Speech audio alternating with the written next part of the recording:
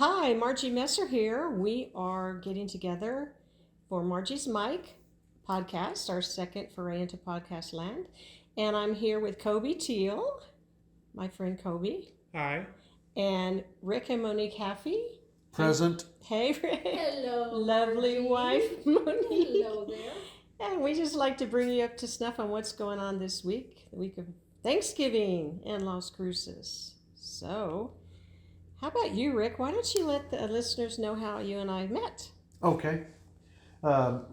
Monique and I moved to, and Casper, our little dog here, is with us today. He is, we came down in August of 2021. We moved back to New Mexico. We moved back to New Mexico from Denver. And we've been up there for 20 some years, and we used to live in Santa Fe. So anyway, we just decided to come back and a little farther south where it's warmer and a nice small town atmosphere here in Las Cruces. And so we did that. And then one day I was looking at Facebook, and a musician friend of mine from the Denver area, somebody commented, and it happened to be Marji. And she commented on one of his posts and made a reference to New Mexico, I think, in the comment or something.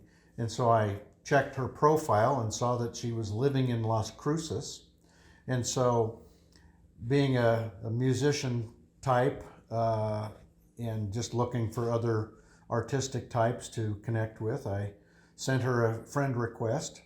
And she accepted, and I'm at some point, not too long after that, Monique and I had you over to the house for some reason. I think what we were going to do is we were going to go to a little live music venue downtown, and the band didn't show up.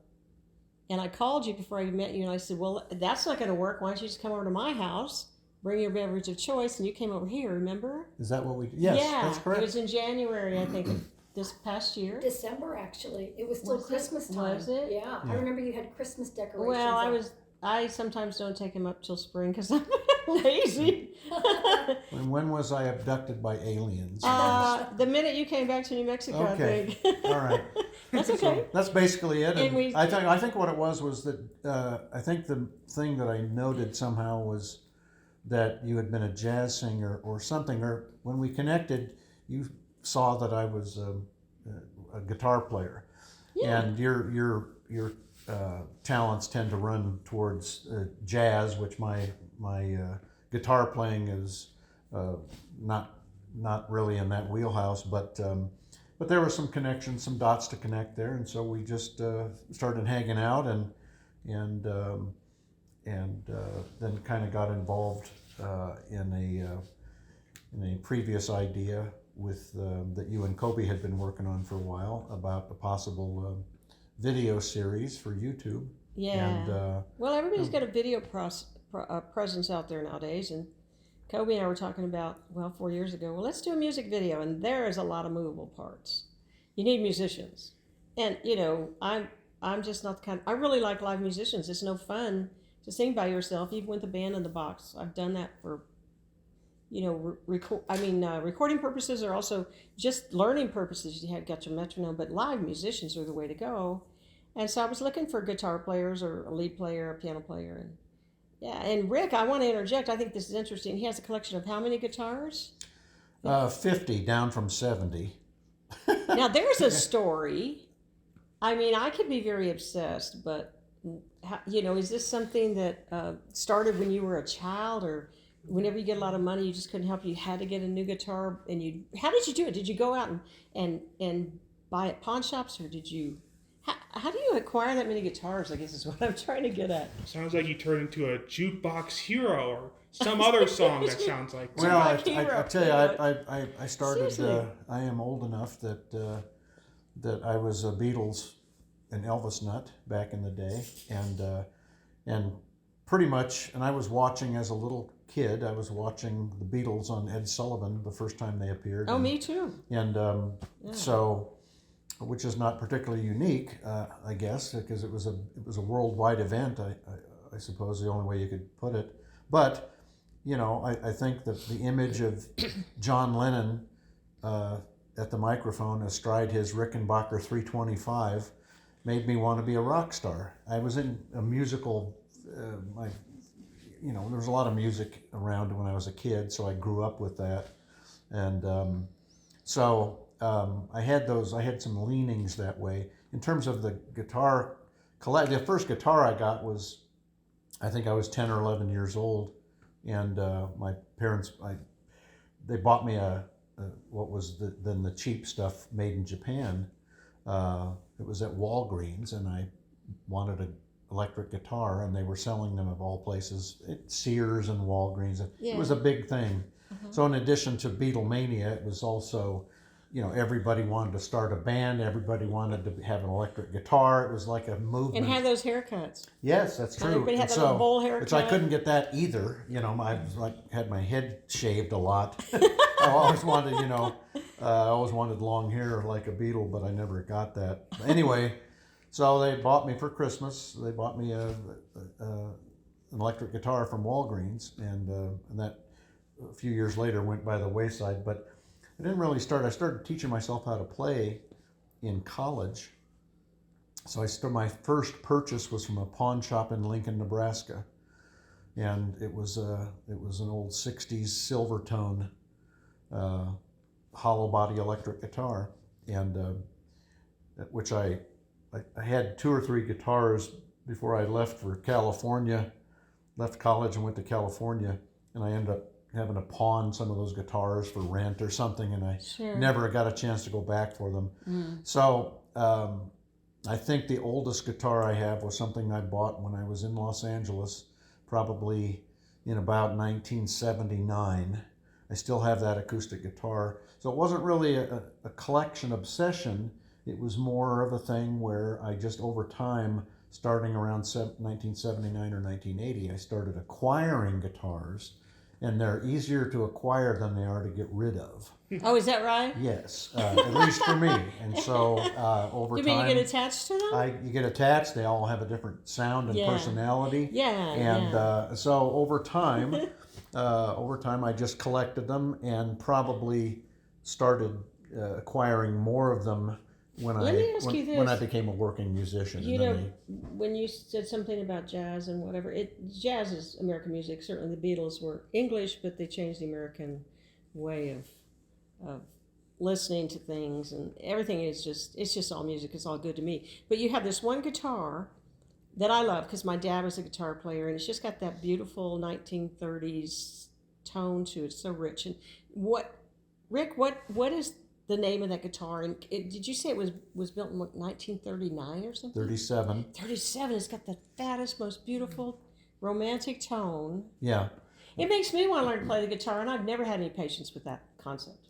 It is a beautiful guitar, tone. And because I haven't, I'm not a wealthy man, and so I have a lot of my collection. I have a few, decent, sort of universally collectible things. But let me ask you something else. I know you write music, and you're a wonderful author, journalism major in college, right? I started off in pre-veterinary medicine and then switched to journalism later on. But you write beautiful stuff, and I don't. And it was just interesting to see you just write stuff down that comes to mind. But that's fascinating to me. I just interpret other people's stuff when I sing or perform. But we're hopeful that when the winter's over with, at some point we can go out and hear some live music again here in Cruces. There's lots of wineries and stuff, and they do hire people. Yes.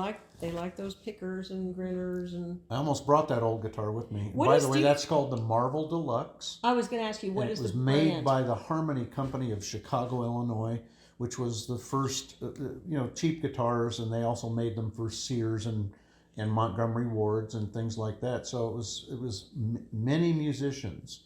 Their first guitar was a Harmony, and this thing was supposedly, it was a Harmony but badged on the headstock as a Marvel Deluxe, and it's made out of mahogany, Beautiful sound. and it has a great old sound. It's one of 2 guitars that I ever bought off of eBay.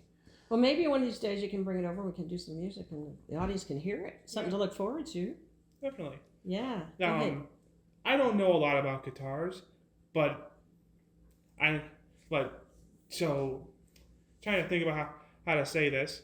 When it comes to your collection, like what are ones that what is the difference between the guitars that you keep as homage or memorabilia, as opposed to ones that you can sit down and play? Are they all playable, or are there some that you just keep locked in a case that you don't touch anymore? And I think that's the difference between a player and a collector. I'm not a collector in that sense. Oh. I buy them all with the intention of playing them. A lot of them I've used on stage. A lot of them I've used for recordings. So they have different purposes to me for that. But I don't really buy anything for its collectability. I buy it because it's cool or sounds a certain way, or it's a particular guitar that I've always wanted.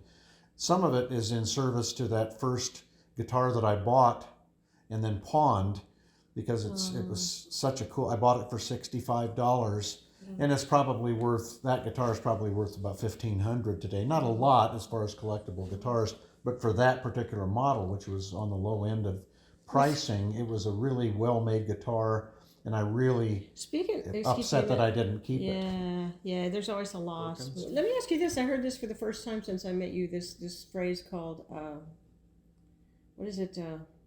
Rockabilly Beach? What is that? A rockabilly? Oh, what is that? Surf, rockabilly surf. Rockabilly surf? What is that? Well, surf music is like the Beach Boys. Surf music. The Beach Boys is not technically surf music.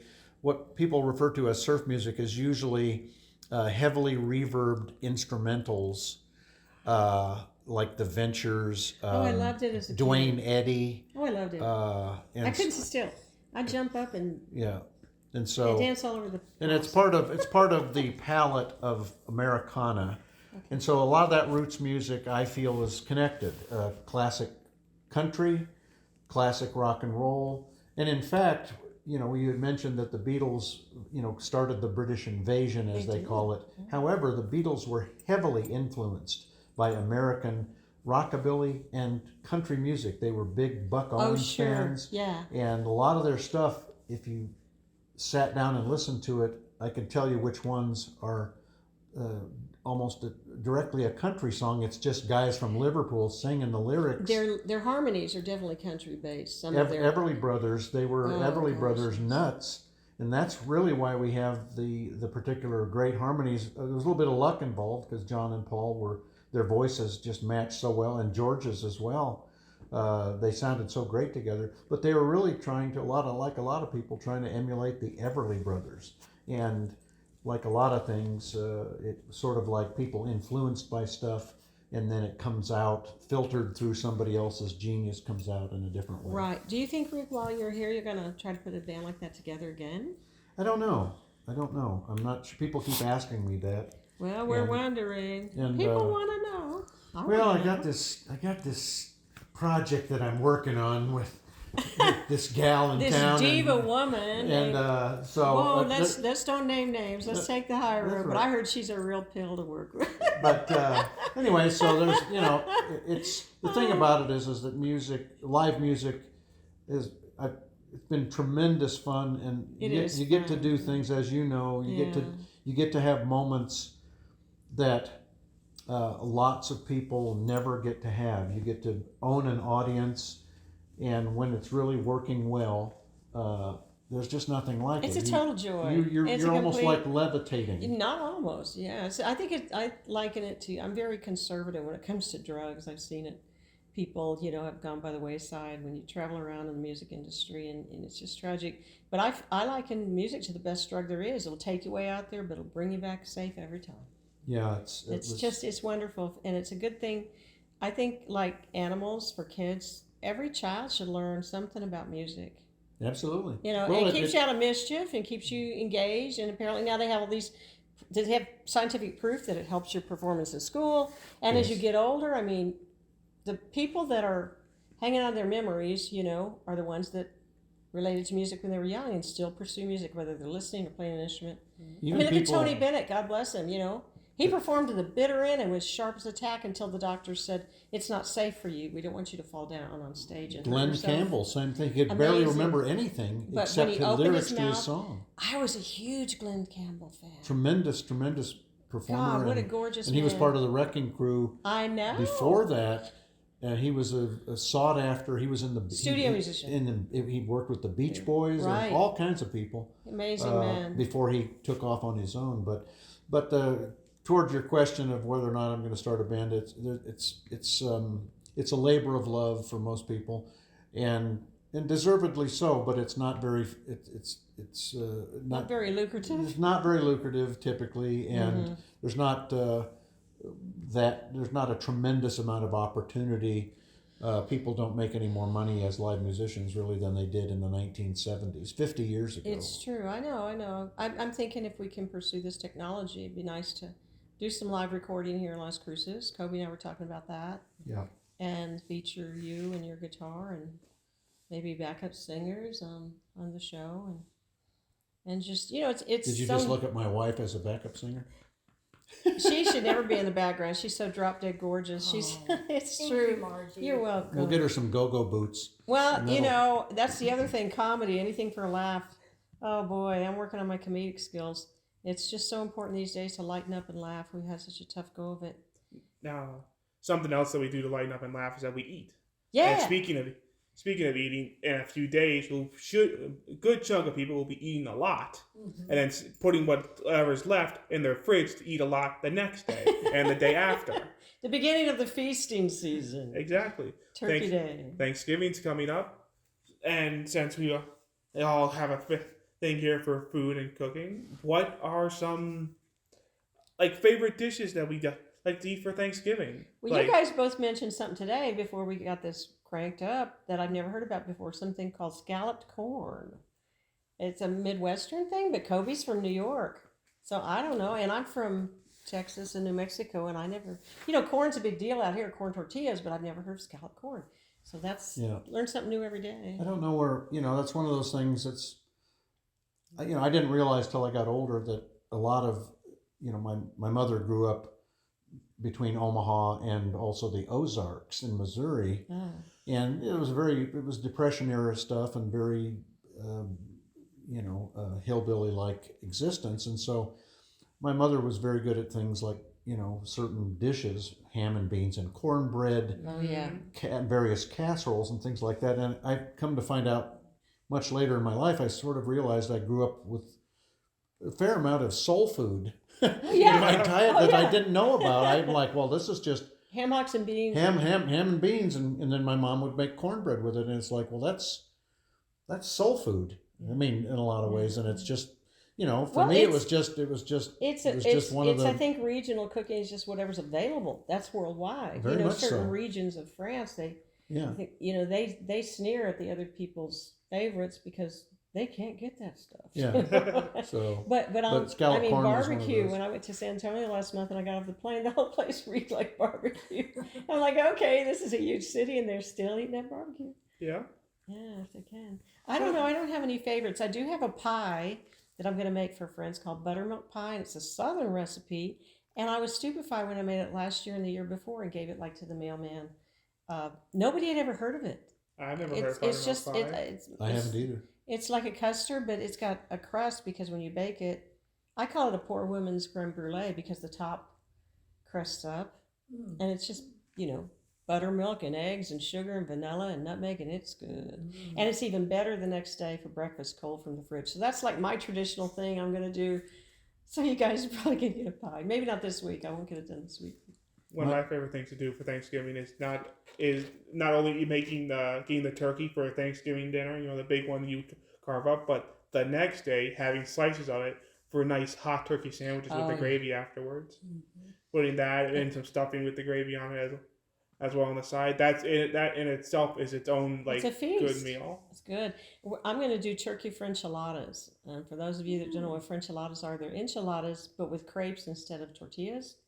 As a homage to the French side of my family, and they're lighter. Crepes are lighter. You can eat more and not get that heavy feeling like you do from. If you eat 30 or 40 of them, like I might, that's still it's like a game. Significantly heavy. I went for a checkup this morning at the doctor, and I was weighing on the scale, and I just sighed, and the young lady said, "Well, are you all right?" And I said, "Yeah, I was thinking about losing weight." She said, "Put that on the back burner till New Year's. You know, setting yourself up for a fail, a big time fail." Right. Yeah.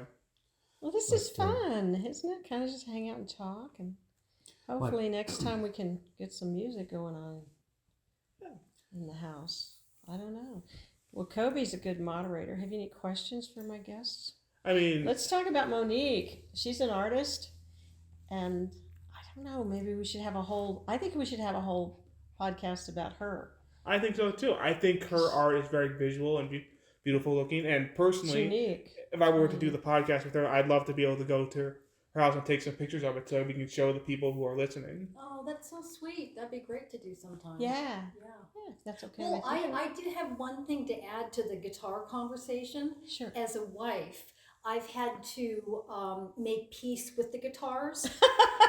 They are now my friends. I use them as decorative pieces and hang them on the wall. Some of them are out of their cases and displayed for easy access to Rick. But there was a time where we lived in a smaller house and we had 70 guitars. And where do you put 70 guitars and guitar cases? In the bathtub. Oh. You put them in the closet. You put them out of I'm sorry, way, gang, in but the that's garage. true love right there. That's the real And- deal. And he's serious about Yeah. his guitars, and I can appreciate it because they all have a unique sound, and he's able to do songs with some and songs with others. And it's like me, I don't want to be limited to one paintbrush. No, So- absolutely so I not. get it. Where do you put 70 guitars around 300 paintings and frames around Well, the house we too? definitely need to go over there for a photo op and you get know, pictures of these things. But you know. yeah, that was, we're in better shape space wise in Las Cruces than we were That's what's in in the Denver. guitars. Yeah, it That's was funny. getting a little absurd, Uh-huh. but that's but now it's it's very nice because we're surrounded by art. We're surrounded by her art. Her art hangs on the walls. Yeah, your and, house and is she has an cool. art room, and I have a guitar room, and so it's And some beautiful animals. and some animals. Living art. And Yeah. That's right. That's right.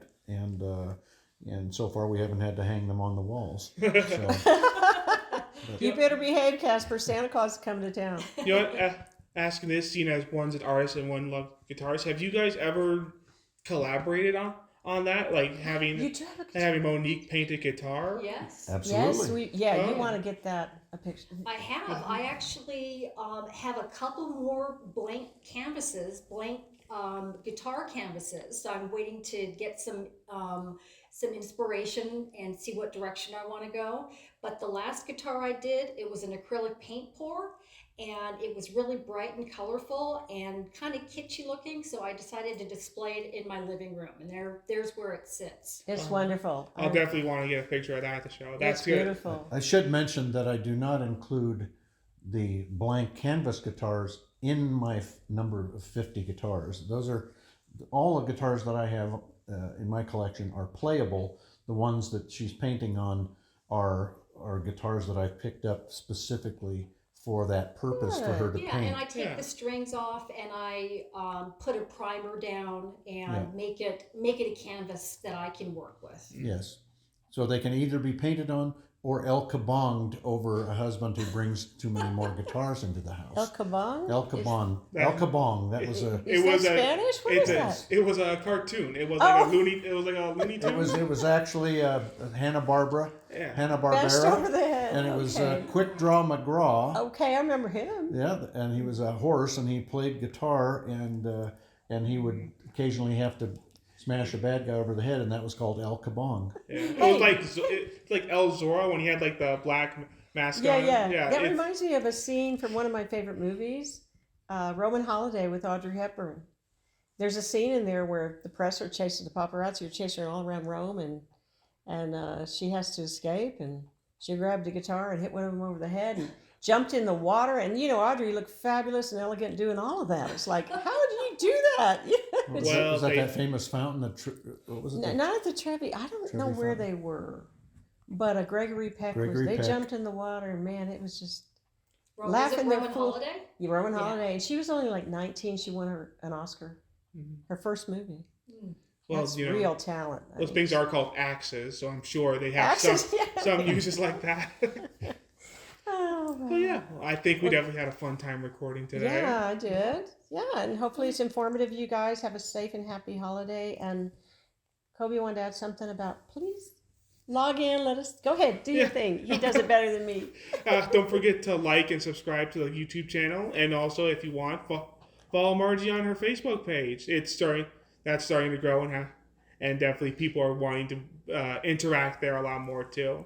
Yeah. And don't forget to leave any comments down below if you have any thoughts on the podcast, or if you want to hear anything that we are talking about. Yeah, expound on things. Exactly. Thanks for listening. Bye. Bye-bye. Bye.